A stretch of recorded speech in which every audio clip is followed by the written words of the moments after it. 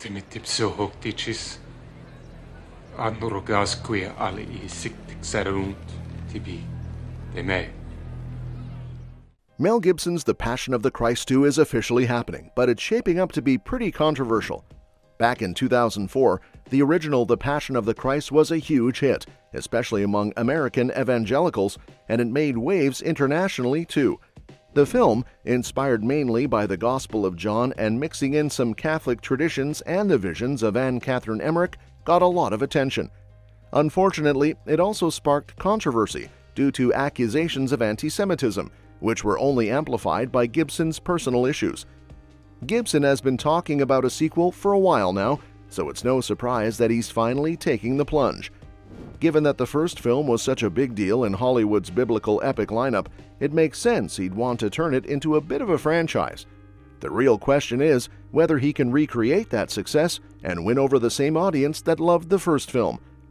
With the earlier announcement that the film would officially be titled The Passion of the Christ Resurrection, there's now an update on its scope and scale. According to Coming Soon, the film's IMDb page was updated in early November 2023 to reflect a new title, The Passion of the Christ Resurrection Part 1. This suggests that the sequel will be a multi-part film. Actor Jim Caviezel, who's returning as Jesus, hinted, "It might be 2 films, could be 3, but I think it's 2. The Passion of the Christ 2 is officially happening and is set to begin filming in spring 2023. Star Jim Caviezel has confirmed that the script was finished back in September 2020, and he's promised that it will be the biggest film in world history.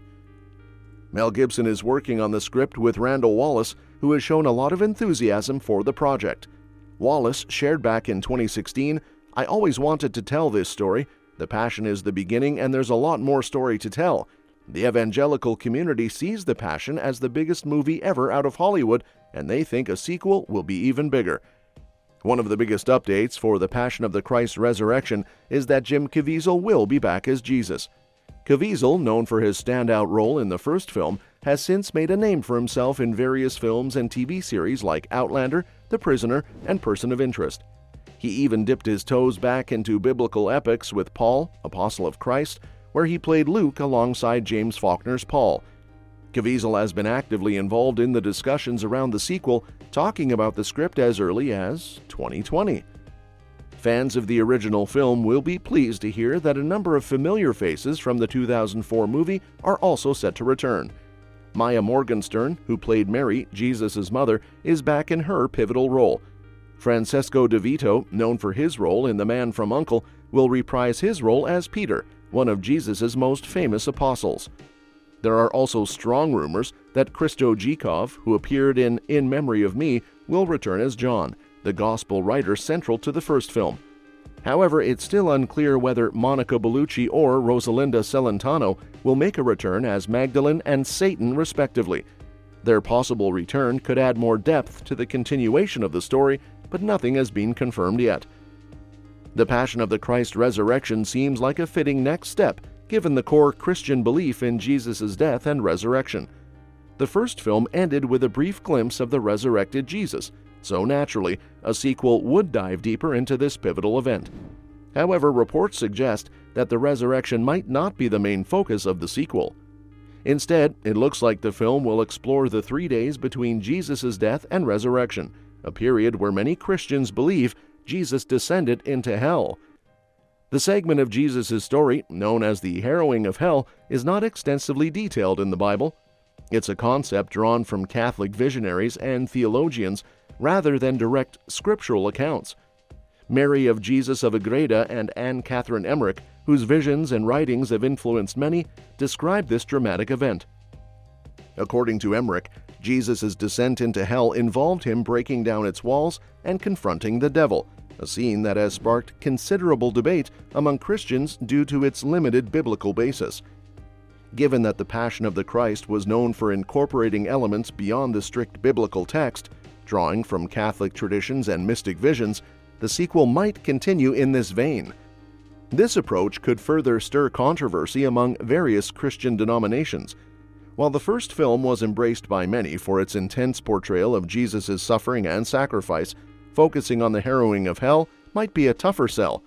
It's a concept that, while significant in certain theological circles, remains less universally accepted. Gibson's choice to explore this part of the story suggests he's aiming for a deeper, perhaps more challenging narrative.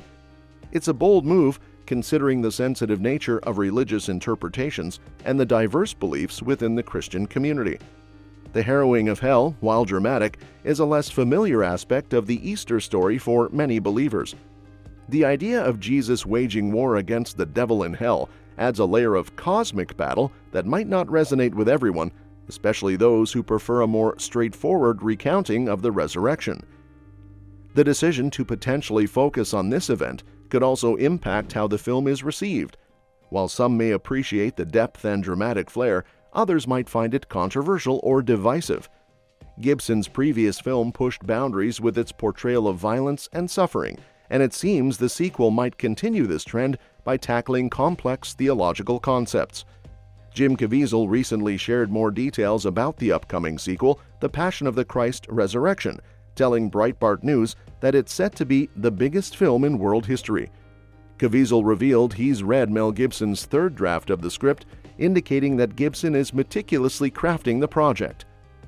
Despite the previous film's mixed critical reception, marked by controversy and critiques, the original The Passion of the Christ did manage to secure 3 Academy Award nominations and achieved significant box office success, proving it had a dedicated audience. However, predicting whether the same audience will turn up 16 years later is challenging. The world has changed significantly since 2004. While there is now a greater tolerance for graphic content, there's also increased sensitivity towards material that could be perceived as offensive or controversial.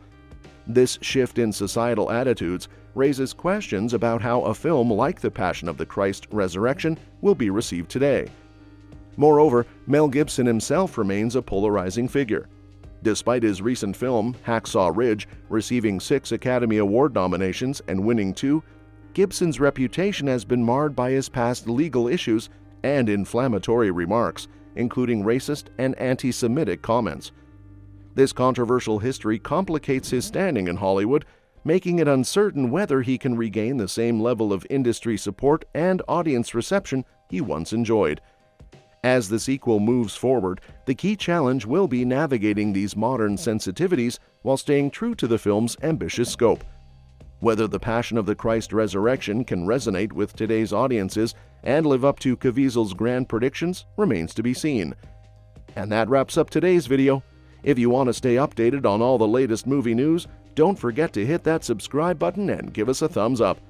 By doing so, you'll stay in the loop with all our future updates. And what are your thoughts on The Passion of the Christ Resurrection? Do you think Mel Gibson can successfully navigate modern sensitivities while delivering a compelling sequel, or will it struggle to resonate with today's audiences? Let us know your predictions and opinions in the comments below. Thanks for tuning in, and we'll catch you in the next one.